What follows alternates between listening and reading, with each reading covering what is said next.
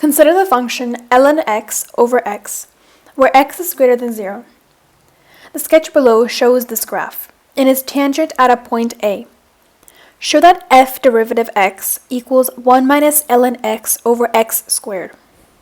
Since f is a rational function, we can use the quotient rule to find the derivative.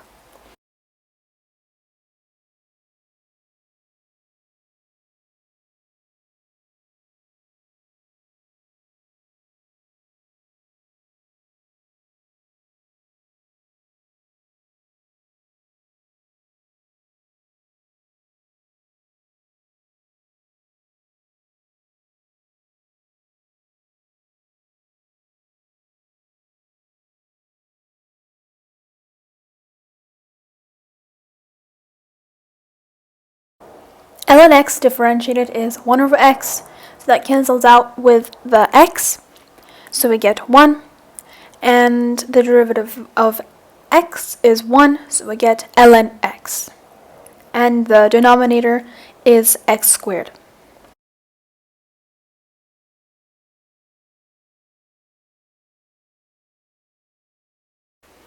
Part B asks to find the coordinates of point B, which is when the curve reaches its maximum. The maximum or minimum of a graph can be found by equating the derivative to 0. When the derivative is 0, this is a stationary point which indicates a maximum or minimum. The derivative function is a rational function, and a rational function equals to 0 when its numerator is 0. So ln of x equals to 1 when x is e. We found the x value and now we need to find the y value. So we substitute e into the f of x. So we get 1 over e. So point B is located at e, comma 1 over e. Part C asks to find the coordinates of point C, which is the point of inflection. Points of inflection can be found by differentiating the first derivative, aka finding the second derivative of f of x, and equating it to 0. We can use the quotient rule again to differentiate this rational function.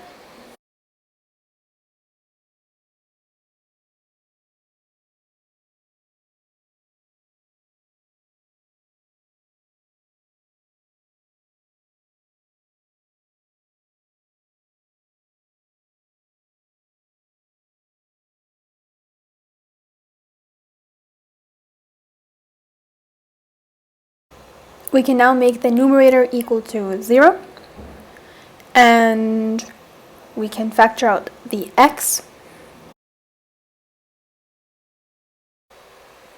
An equation equals to 0 when either one of its factors equals to 0.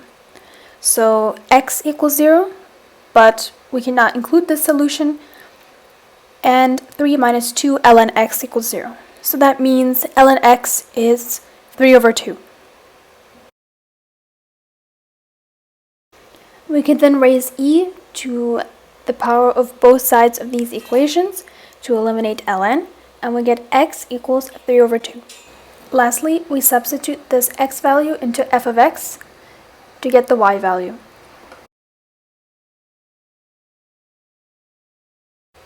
So c is located at e to the power of 3 over 2, comma 3 over 2 times e to the power of minus 3 over 2.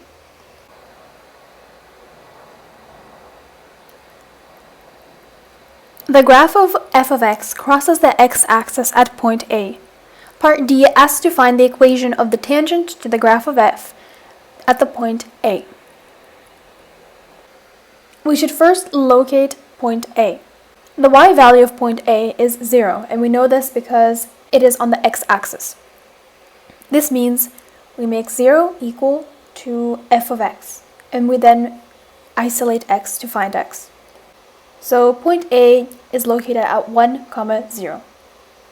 We can then substitute the x value 1 into the derivative function of f of x to get the slope of the tangent.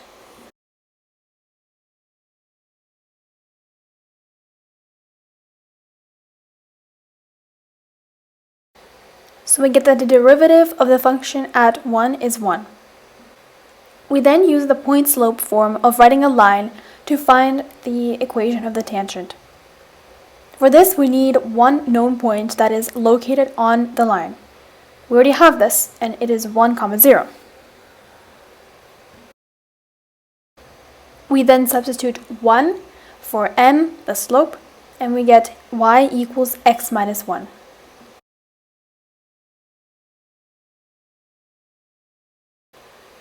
Part E asks to find the area bounded by the curve f of x, the tangent at point A, and the line x equals e.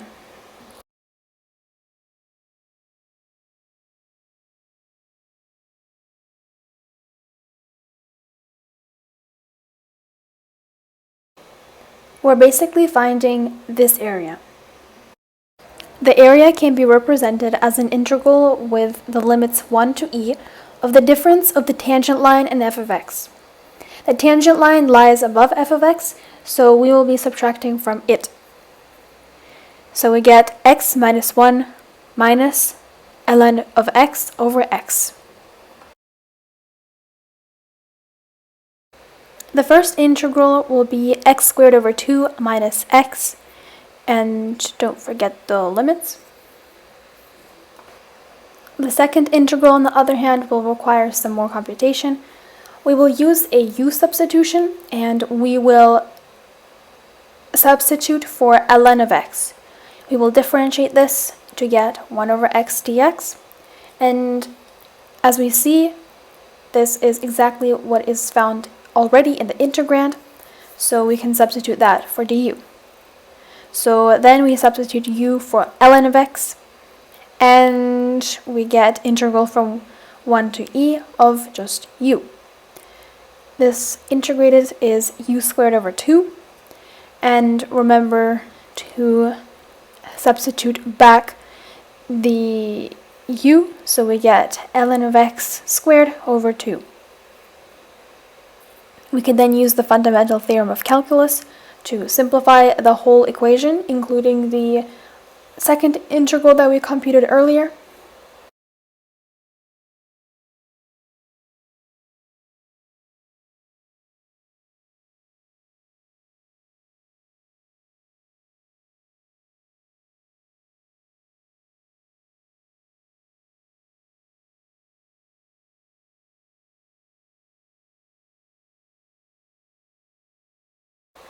And in the end, we get 1/2 e squared minus e.